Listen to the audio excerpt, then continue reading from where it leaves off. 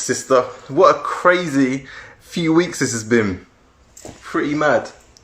And I have to be honest, I have been given a lot of hope and a lot of positivity. I think there's a lot of individuals who are admittingly, I wouldn't say changing their ways, but changing their perspective. There's a lot of individuals who, for example, are saying certain things as, you know, I was an all lives matter person, but now I'm realising that Black Lives Matter. There's to really understand how huge this topic is, it really starts in 1419 off the west coast of Africa, and for the 601 years since then, this content, this topic, this injustice, these false belief systems have been perpetrated throughout history. And I think it's amazing to see that today there's a lot of individuals who are wanting to change certain things. I think that's brilliant. And I think that we also need to make sure that we're doing that the right way. Now, what I have set myself the task of doing today is using my own personal experiences as anchors to historical and sociological context. There are certain things that I would have gone through that someone with a different ethnic heritage or different ethnicity wouldn't have gone through. Now, what is not important, in my opinion, really, in the grand scheme of things, is what I've gone through, because I'm just one person. But what has far greater reach or far greater influence or weight is what this actually means in a greater socio-economic, psychological context. All right, and what we're going to be doing is I'm going to be using my experiences to offshoot into why I was treated certain ways, how this has a certain impact on a much larger scale than my life, and not just for me, but also for the individuals who arguably caused certain harm, because ignorance does not do anyone any good. The truth is that as soon as you're trying to build a reality based on lies, you're building a reality on a house of cards. It will fall down eventually, as we are seeing so poetically with the toppling of certain statues. Now, what I'm going to be doing is talking through each stage, and what I would like all of you guys to do is, as soon as you have a question, I want you to write it in the comment section, and I'll wait until I finish that section, or until I finish that section of what I want to say, to address it and to explore it. But I want to take my time today. This is a big topic, so I'm not going to be rushing anything. Alright, so let's crack on. I wanted to explore my experiences as a black man growing up in the UK, and I've done so through reading and also attending therapy to ease the pain of certain things that I've experienced, or at least to better understand certain experiences that I have gone through that individuals of a different ethnicity might not have. If you're calling me, or if you're called a monkey or a nigger enough times throughout your life, I assure you it's going to leave a dent somewhere, and that dent has to obviously be addressed. And partly in that addressing is doing this, but also through therapy and self-exploration. But until now, when having conversations, which is rarely ever instigated by myself, I don't go out of my way to talk about race. It's more of a private matter to me. But whenever I do talk about it, a lot of the time I'm met with glazed over eyes that glaze over very, very quickly. Why would your eyes glaze over when someone speaks about something which affects them so gently, so greatly, and is such also a great source of pain?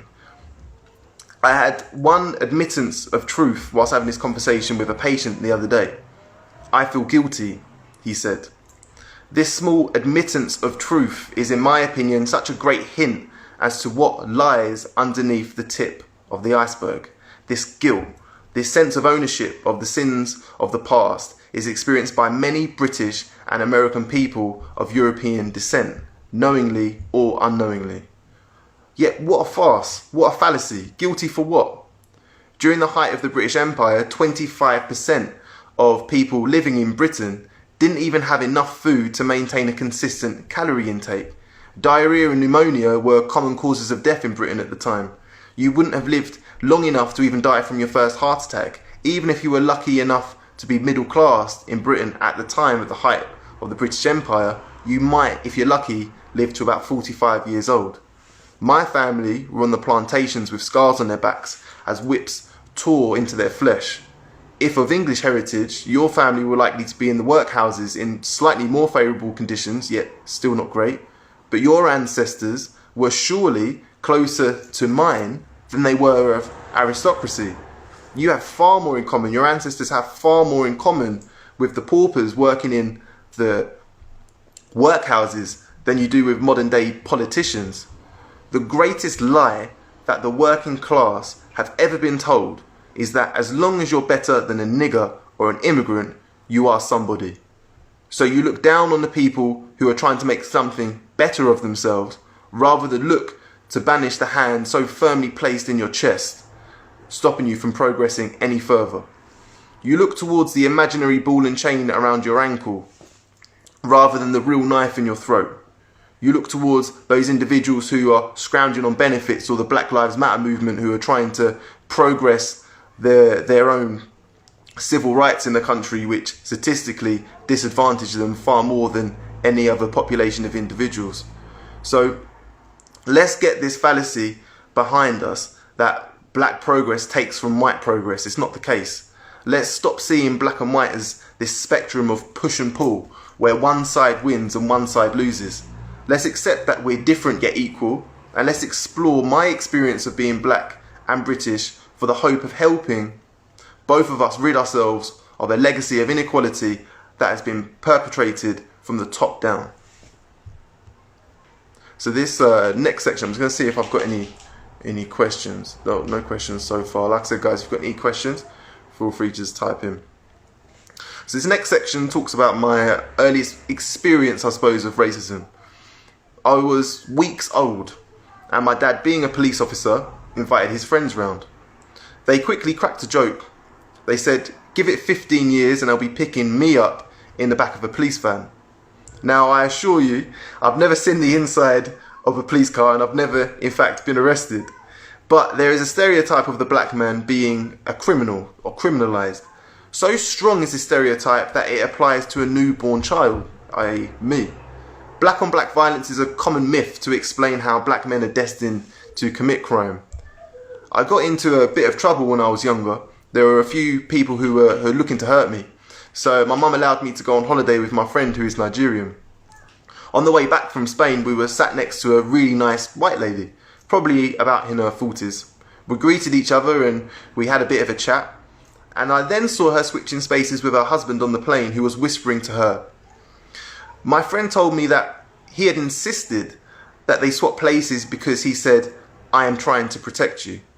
I was 16 at the time. Many times before and after that, people have crossed the road to avoid walking on the same side as me, I suppose in fear of this archetypal black criminality that they might see in me. Yet we aren't criminals. But what a powerful lie. That criminality has a genetic predisposition, that if you're black, you're more likely to be a criminal. You can spot a criminal, you can identify them purely based on the shade of their skin. It hides the fact that 75% of London's crime occur in the 10% poorest areas. But that would put the onus on the responsibility of the state. Close the wealth divide by taxing the rich and reduce criminality. Create safer neighbourhoods, better schooling, etc. But that would take money out of the pockets of the friends of those politicians who are currently economically dominant. It's a lie. The theory of black criminality, of black on black violence, is a lie. Crime has a far greater correlation to poverty than it does anything else. The greater the wealth divide, the more likely there is going to be criminality in an environment. Yet, unfortunately, individuals try to popularize these lies because it's far easier to look down than it is to look up.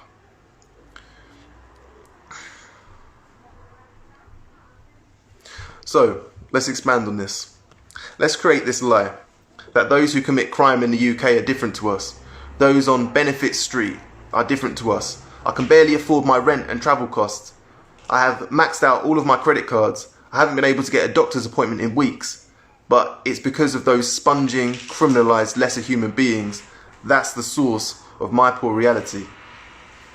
When I was 14 and another time when I was 18 years old, I was dragged out of parties by a group of men in Gravesend who wanted to beat me. I was a child at the time, dragged outside like an animal by men who wanted to beat me in the streets in front of everyone.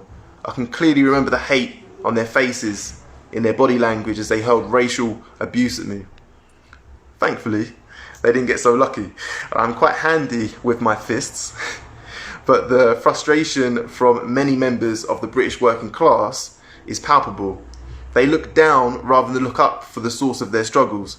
At the end of the day, these frustrated racists sit down to gobble up the lie that as long as I'm not an immigrant, I'm somebody. It's the imaginary ball and chain around the ankle, the black, the Jew, the Pole, the Muslim, the sponger. It's not the state. I dare not blame the Prime Minister or the government for my flaws. And there is the self-defeating lie. As long as I am not them, I am somebody.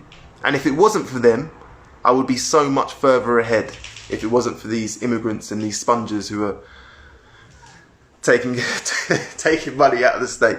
This is the lie that people keep telling themselves. Next section. Once again, I'm just going to check if I've got any questions, or if you want me to keep on talking. No, I'll keep on talking then. But once again, if you have any questions, if you want to mention anything, then please just comment below. So my next section is based on a few things that happened when I was about 11 years old and onwards.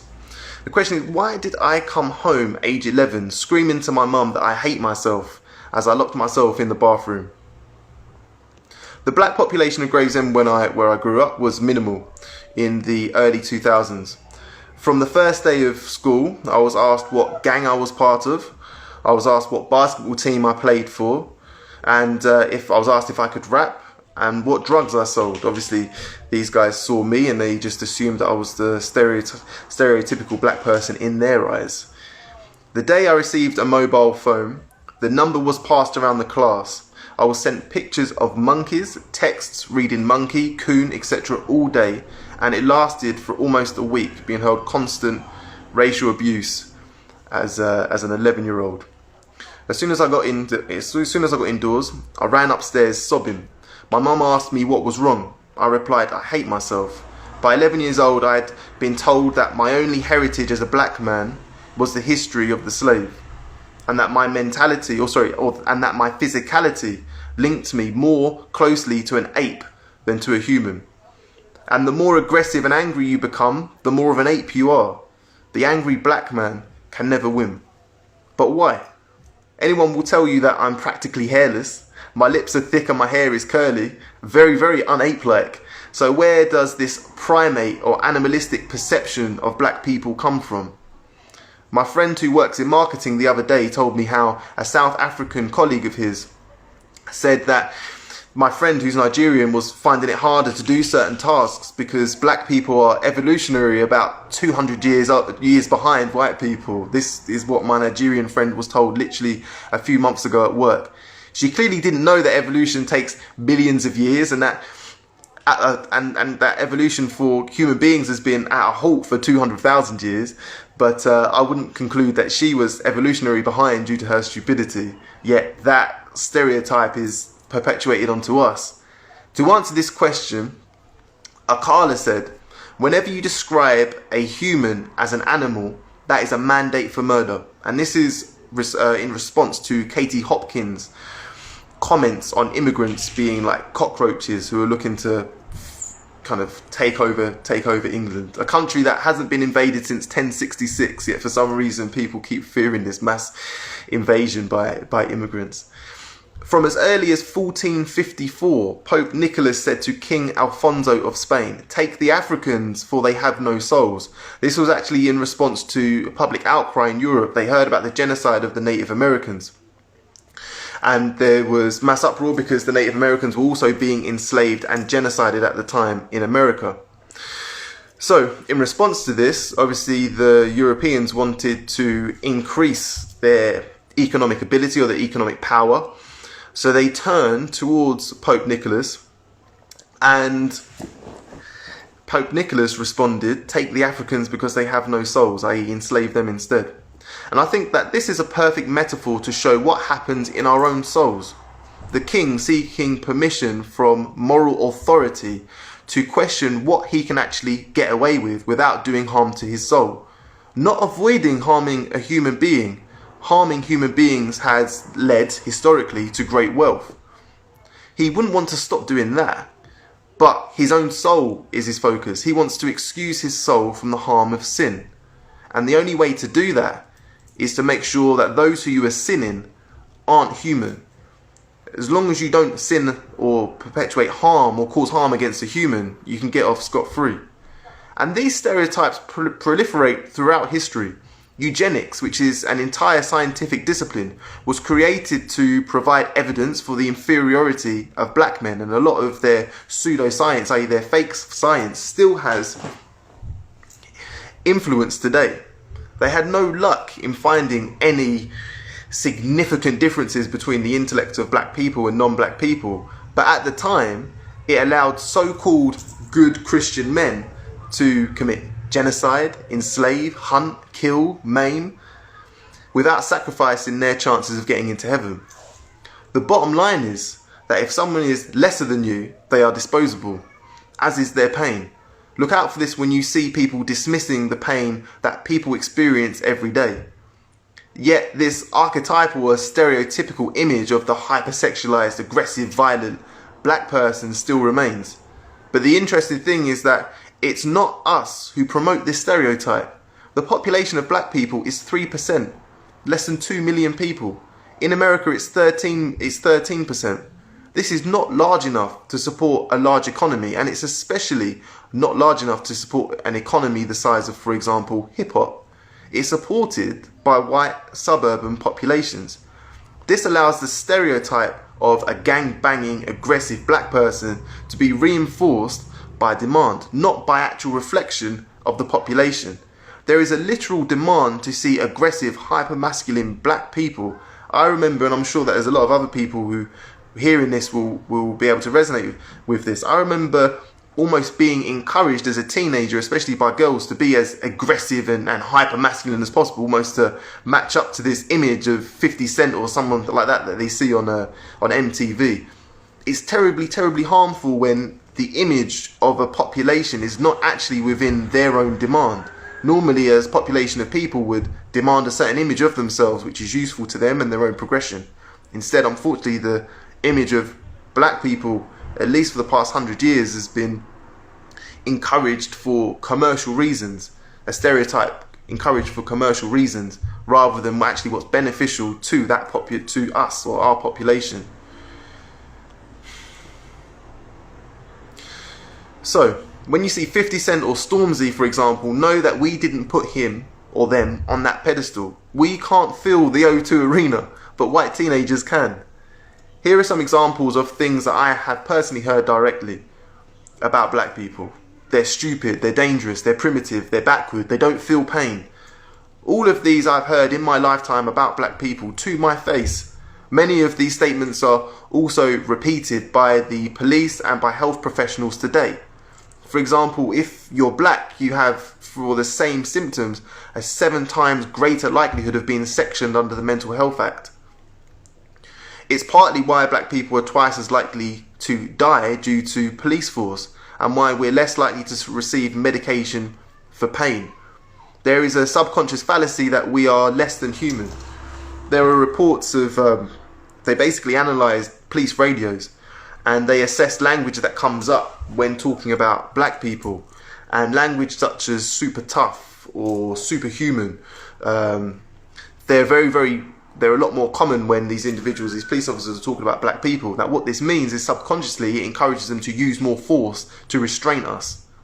Hence why black people when police force has been used are twice as likely to die than their white counterparts. The truth is that it robs us of our bodies, but it robs both sides of their souls. You give up your own humanity in allowing the harm of black people because somehow you think, even if it's subconsciously, that we were destined to receive it.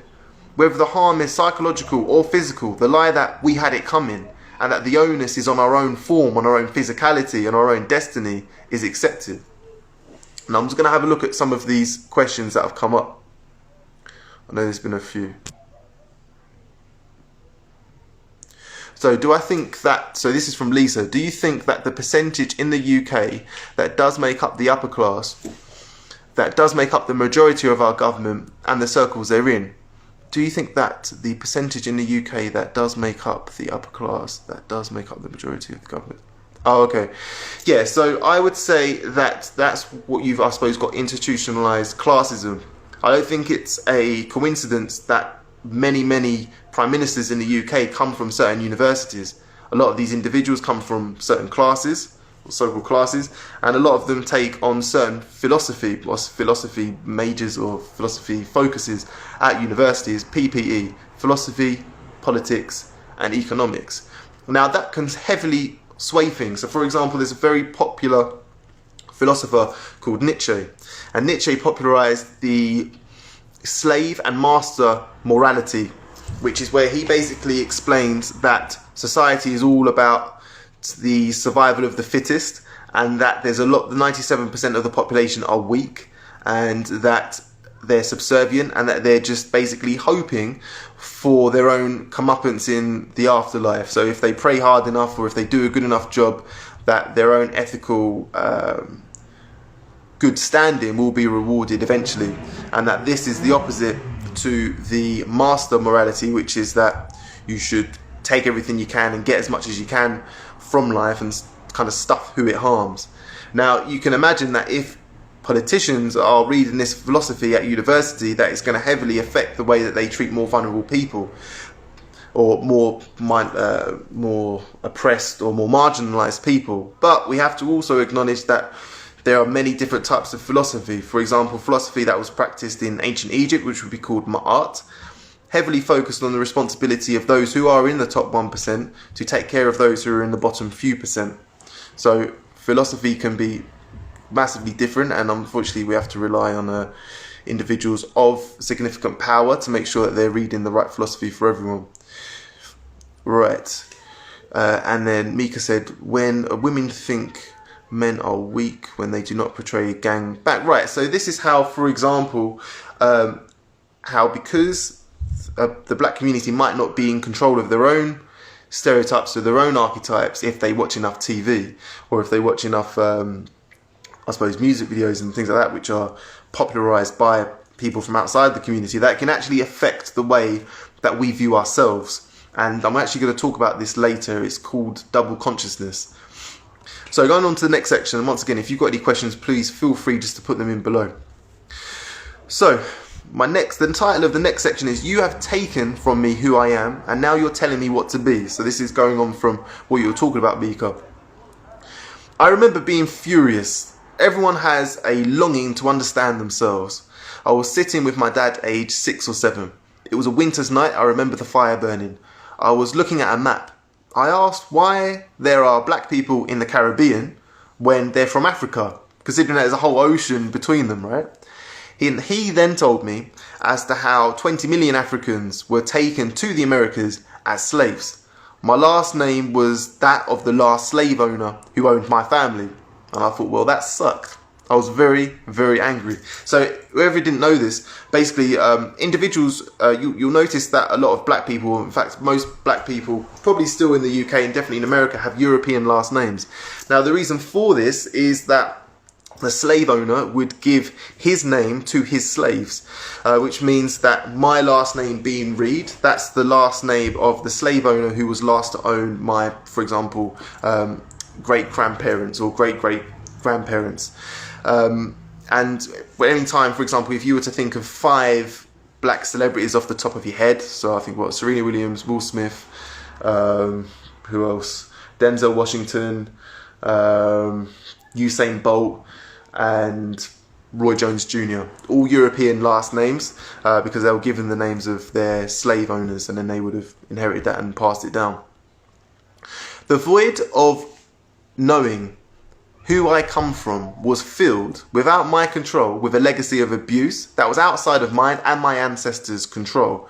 Whereas Winston Churchill, Lord Nelson, Mighty Blighty, the British Empire, white Egyptians, white Jesus, cowboys, and King Arthur fills the young English children's minds. My mind was filled with lashes of the whip and 400 years of hopelessness and despair.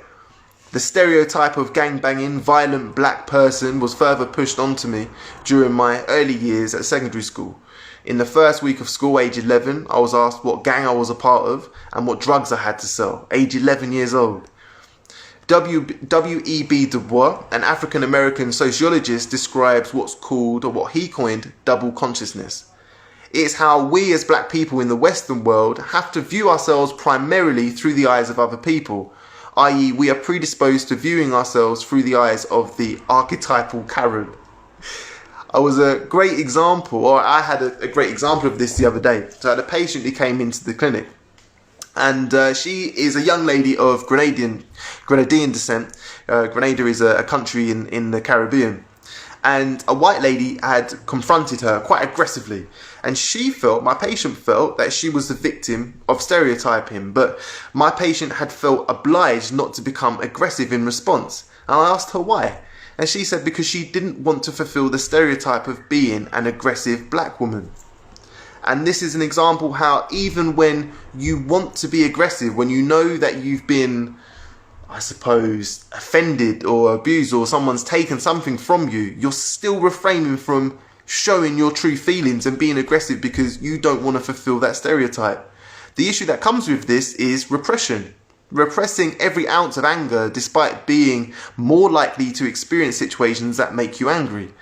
I'm currently going through therapy at the moment, and race has come up many times. It's a huge topic in my therapy. I said to my therapist this is how I was explaining my mind. I said, my mind is like a house, and in that house I have a tiny, minute room, which is incredibly neat and tidy. Everything's under my control in that room. But outside the room is dark, cold, and messy. And stomping around this huge house is a huge, dark beast who is looking for me. He wants to destroy me. And the moment I step outside that room in my mind, he will try to hurt me. And when that self-hate gets too close, it throws me into a depressive state for days, weeks, or months.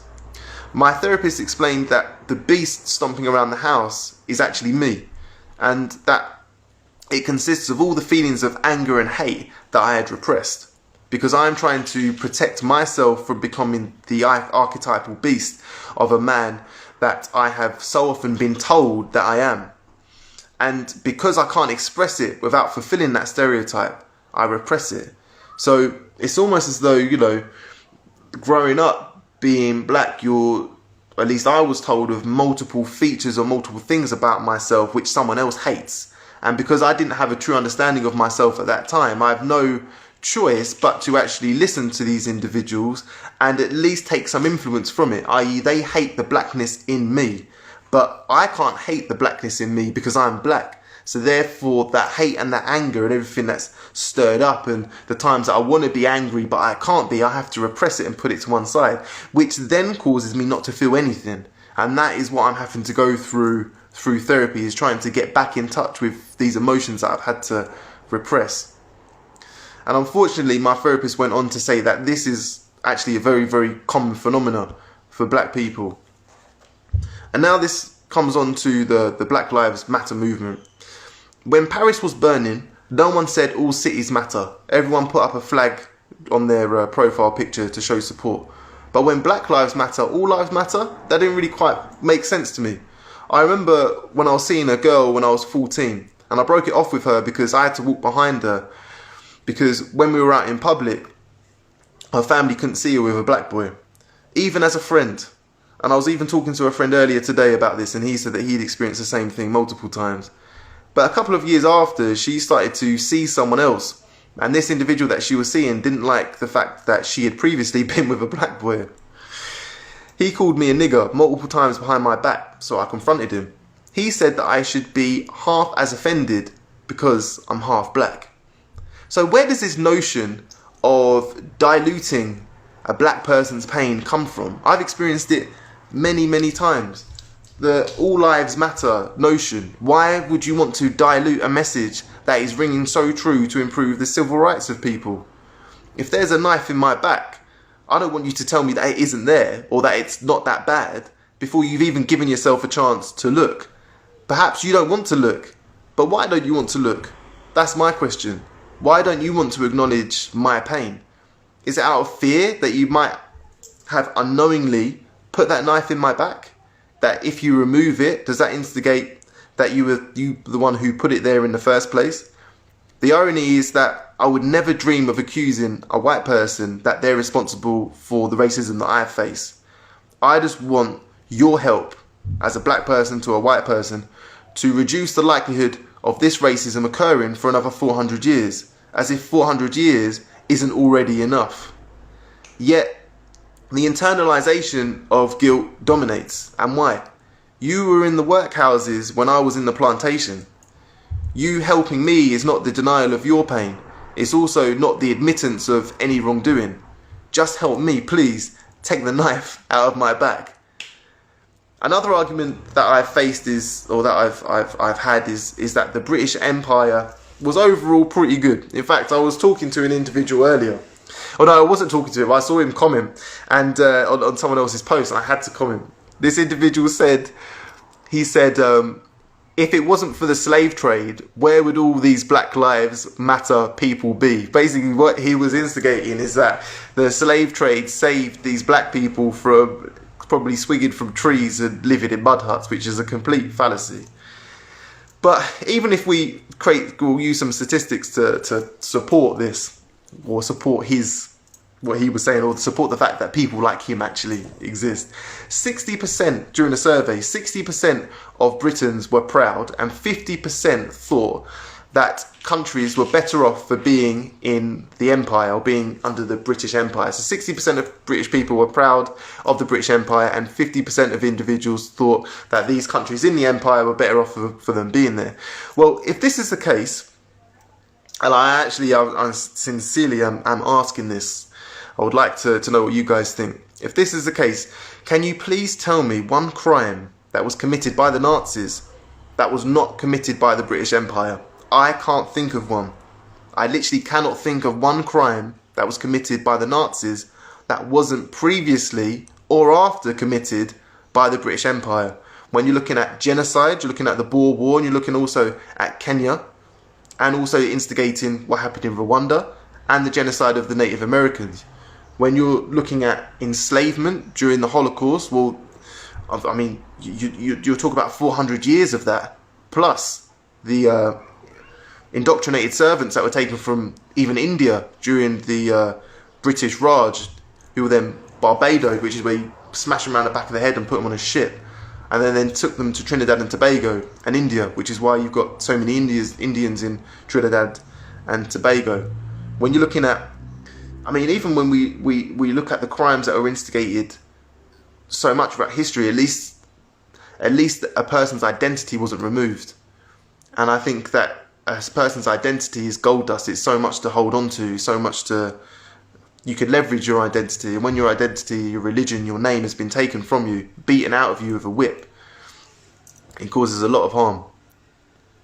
Can you name me one country occupied by brown or black people who had a higher gross domestic product at their independence than they did previous to their involvement with the British Empire, i.e. economically? If the British Empire was actually all that good, there should be countries that had a higher GDP after colonization than before. I think India's GDP, when you look at on the world stage, was something like 20% previous to colonization. India produced 20% of the world's GDP previous to the British Empire, and then after the British Empire, I think it was about 3%. The answer being no, as far as I'm concerned, in terms of was the British Empire beneficial for these countries, should at least provide some evils as to the some evidence as to the evils of the British Empire. The solution, in my opinion, is that we must all be humbled by the truths in our own history. The English must remove their internalized guilt for the sins of the ruling elite who existed at the times of their ancestors. It is not healthy. But we, as British people, must take responsibility to see through the lies that we have inherited through imperialism. We must stare into the souls to find any mountains or scraps of bigotry, for it is only holding us back as a nation as well as individuals. We as black people must learn about heroes in our image. More black people died for our own progression than saints did for Christendom. Toussaint Louverture freed more Africans from slavery than Moses did Israelites. Marcus Garvey's organisation, the UNIA, had 6 million members. That's over double the population of Jamaica, all striving for economic development. The African king, Mansa Musa, is the richest man who has ever lived, yet practiced many socialist ideologies. It's very common in Africa even today, but especially historically, for people to their birthright to be land and a house. The ancient Egyptians took Sudanese culture and revolutionized philosophy, architecture, religion, science, art, greatly influencing the world today. There is evidence of African exploration of America predating Christopher Columbus.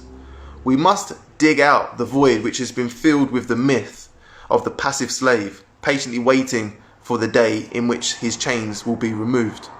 For example, when it comes to talking about the abolition of the slave trade, a lot of people say that they want to give Britain credit because Britain was one of the first nations to get rid of slavery. The actual fact is that what was happening at the time is partly due to the French Revolution.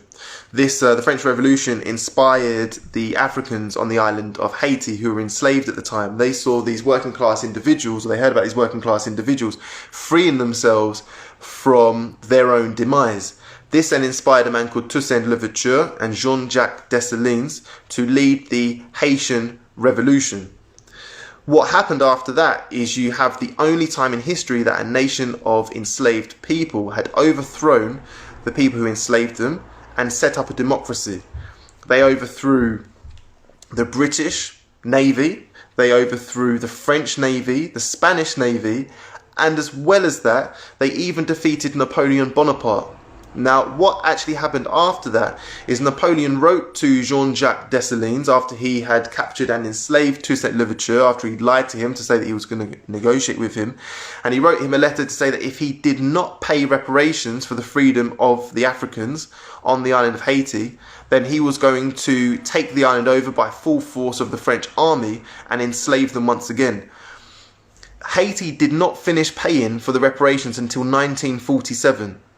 After this, Samuel Sharp in 1831, he led a rebellion of 60,000 Africans against the British on the island of Jamaica. My family personally fought in this revolution. Their names are chiselled in a monument in the Montego Bay. This put so much pressure on the British that they had to free the slaves because they were scared that the same thing would happen in Jamaica and other British colonies that would have happened in Haiti. In Haiti, they killed every single French person on the island, and they were scared that the same thing was going to happen in Jamaica. So because of this, at the same time, there was already pressure to release the Africans from slavery. Now, at the same time, you have the Clapham Boys. This was headed by William Wilberforce and a couple of other individuals whose names have escaped me. But British people celebrate, or British history celebrates William Wilberforce because they want to own the emancipation of slavery, even more so than they do want to own slavery itself, which is quite weird. But anyway, we have to acknowledge that the emancipation of slavery was an African endeavour. There was a war fought in Africa, a war fought by Africans in the Caribbean, and that is what emancipated the slaves, and we have to celebrate them. We have to celebrate these heroes in our image. We must fill this void with the pharaohs, the kings, the queens, the rebels, Samuel Sharp, Jean-Jacques Dessalines, Toussaint Louverture, Queen Nannies and King Kojo. We must tidy the world outside of our home, campaigning to eradicate police brutality, create a fairer schooling, fairer employment opportunities. We must make the world a fairer place. In doing so, we can fill our homes with greater peace and prosperity. In a game of snakes and ladders, the person with less snakes and more ladders wins most of the time. The person playing with more snakes and less ladders will lose most of the time. And this, I think, is a really good metaphor to show what happens generation after generation of multiple setbacks and barriers economically and socially to someone's progression. The individual who wins, i.e. the anomalous black person who wins against all odds, should not be celebrated and held as evidence of there being no disadvantage in the first place. Kudos to him. He beat the system, or she beat the system, but it doesn't mean that the system isn't corrupt. The question should be, why aren't there more people like him? And the people who fix the game should be celebrated, not the anomaly.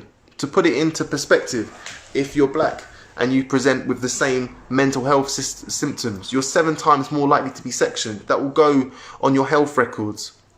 That might affect, or that will affect your ability to gain health insurance or potentially even to get a job. If you're black, you're twice as likely to be killed after police use force than a non-black person. You're 7 times more likely to be excluded for the exact same misdemeanor at school. All these things affect an individual's education, their ability to thrive in their community. If you're black, you're less likely to get a job if you have a black sounding last name, i.e. an African last name. Even at school, due to subconscious bias, teachers are likely on average, they give black students, they score black students significantly lower than their white counterparts, purely because they have this subconscious bias that black people were less intelligent. This is why black kids, their schools shoot up after the age of about 15, because that's the age that their exams are externally mediated, which means they're marked not by their teacher, but by people outside of the school. But the question is, what has happened to a black person's psyche when they've been basically given this false narrative for years up until that point that they're less intelligent, despite doing work which is just as good as anyone else, if not better, they're less intelligent. We are playing snakes and ladders, and we need to de-rig the game. I am currently working on a range of children's historical novels to inspire the next generation and teach them about the heroes who appear in their image that shape the world. I am passionate about African history and my legacy. If you have any questions at all in future, then I would be more than happy to help. Thank you so much for watching my talk. I hope that wasn't too deep. In fact, no, the opposite. I hope that was deep enough. Let me see if I've got any questions that I saw from yesterday. If you guys have got any questions, then feel free, please, just to put below. I'm just going to tidy this up. I'll put this on a podcast as well, so you guys know. You guys can catch it anytime. Let's have a look. No questions. Oh, Jordan. you kept in there. I thought it would be a little bit too long for you, Jordan. Cousin Jermaine, what's going on? You're right, Zachary, Lisa, Kieran, Frankie, you hung in there. Well done. Naomi. What's going on, cuz? You're crying. Zach, tell me, what I'd be interested in, Zach, is tell me what resonated with you. Why are you crying? Is it because as I suppose, did it hit hard in terms of, did it not reveal your reality but expand on your reality? That's alright, no problem at all. No problem, Charlie. But yeah, Zach, I'd be interested to hear why that is. I'm sure that certain things resonated with you. Your question, what's your question, Mika?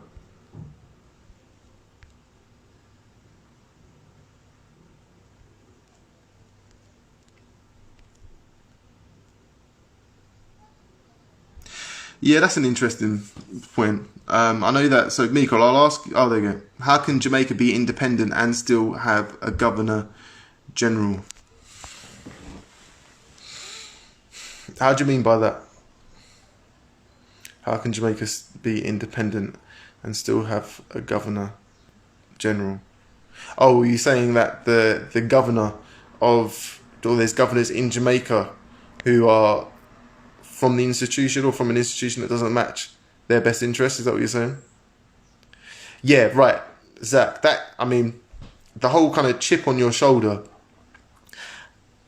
it runs so deep, because what they're basically saying, and I will just record this. So that's a brilliant point, a brilliant phrase, which is tossed around so often, that black people have a chip on their shoulder. And the reason why this runs so deep is, first of all, it's denying pain. If you say that someone has a chip on their shoulder, you're basically saying that they do not have a justified reason for experiencing as much anger and aggression as they do. How awful is that? To live in a reality which you know to be true. You've seen it to be true. Yet when you try and express that, even if it's just for consolidation, you just want someone to understand your pain, it's dismissed. And I think that has been so much of my childhood. I remember being told multiple times. I remember being called a nigger when I was 18. No, I was 16, 17. A kid in class was literally singing in my face, nigger, nigger, nigger, nigger, nigger, in my face, literally within a foot in front of me. And I smashed him to pieces. I gutted him like a fish. And I remember being called into the the assistant head's office, and he sat me down and he said that, well, so-and-so said that you're allowed to call him that. Why are you so angry? Why did you take it so badly? And I had just to stop him. I was 16, 17 years old at the time, talking to a man who was in his 50s, and I had to educate him, and I had to say to him, look, you will never understand the contextual backdrop as to why that word caused so much pain. You will never understand. So just give me my punishment and let me go. And I was excluded for a week. He got off more or less scot-free, but I was excluded for a week.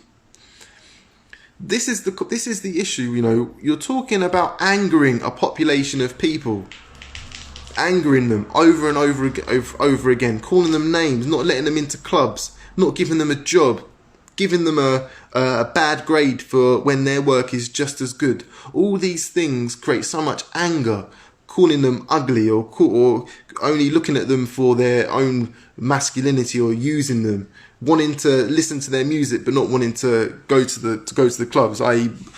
taking in the art that black people create but not actually wanting to be around them. It's all so ridiculous, yet this anger is expected to just be, I suppose, the anger is expected to just die out and not bubble up eventually. And I think that people need to understand that when they see people protesting and marching during a pandemic, it's because it has not been until now that no one has listened. When in 1981, there were the Brixton riots, and people will talk about the Brixton riots and how bad it was, and these individuals smashed up their home and burnt these things down, and it was because of there being a little bit of an issue between the people living in Brixton, either the people from the Caribbean living in Brixton and Africans living in Brixton, and the police at the time. They failed to mention that months before that, 13 children died in a house fire in New Cross. The house was burnt due to someone committing arson. Individuals wanting to set fire to this house when these young black children were having a birthday party. 13 of them died. Well, I think 13 of them died, and the police didn't investigate.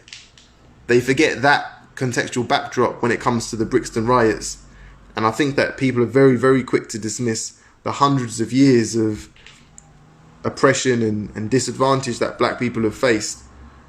And now it is only bubbling up into a peaceful march. I think their expectations, they hold other people by false expectations they wouldn't hold themselves to.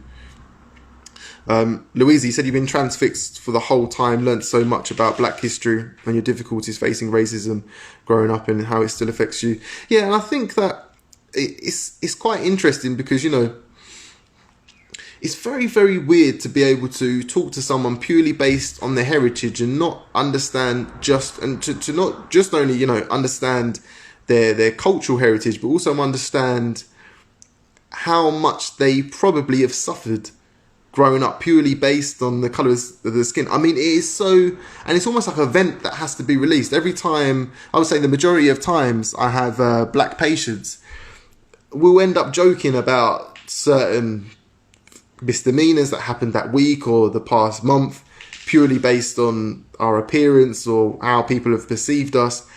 And it comes a little bit of a self-degrading joke and a bit of a laugh, but at least it's good to laugh about it. I think that it is important for people to understand what goes on. I think it's important for people to listen. There's the early psychologist Freud said that you can't fix what's in the subconscious or the unconscious until the conscious shines light on it. And I think that's such a good metaphor for society. You have to look at it, you have to listen, and you have to see it. You can't turn a blind eye. For the sake of your own moral standard, you have to acknowledge it. If someone is in pain, if someone is suffering, you absolutely have to recognize it. Otherwise, you're not just doing them an injustice, but you're doing yourself an injustice. I think ethically and morally, we have to take other people responsibility for other people's pain, especially if we can help. People are seeing it the wrong way. So I'm just reading Lisa's comment. People are seeing it the wrong way round. Not that it's a pandemic we shouldn't be protesting. They should see it so important that not even a pandemic is going to stop the protesting. Yeah, 100%. I would say, I mean, me personally, I would say that I would agree. I can understand this from two perspectives. I can understand this emotionally. I can completely understand why black people would want to march. At the same time, I am concerned because I know that people of black and ethnic minority are more likely to suffer if they do contract the coronavirus. Thankfully, there haven't been any rises in cases yet, as far as I can see. But there is a bit of a paradox. But yes, I think people should be empathizing with these individuals and realizing that if they're marching during a pandemic, then it must really mean something to them. Just reading your To Be Physio Fit and Well. I really appreciate you sharing your own experience and difficulties you have had to go through and still endure now. You are an amazing young man. Thank you so much. And it does go on even as a health professional. I've had I think one of my last funny interactions with a patient was when they said that, and I'm being serious, this is what they said to me. They said, you see, really, your lot shouldn't really be here. I swear to God, that's that's what they said to me. This lady said that because I'm an ethnic minority, I shouldn't actually be in the UK technically, i.e. that Britain did me a favour, which I think is such a farce. When you look at the Industrial Revolution, the Industrial Revolution was really built on the back of, yes, 100% machinery, but machinery that was really able to speed up the production of cotton. Cotton was imported from, obviously, the Caribbean. And even when, and I'll tell you about this as well, so even when slavery was eradicated in the Caribbean, the British were still buying cotton from plantations in America. So they were supporting slavery economically, even though they weren't supporting it legally. Yeah, not good. All day, every day. Yeah, I feel you, Zach. I feel you. There's one more point that I wanted to make as well. No, that's about it. All right, let me just pause this. I'm just going to wait for 2 seconds just to see if any of you guys want any more questions answered, any more.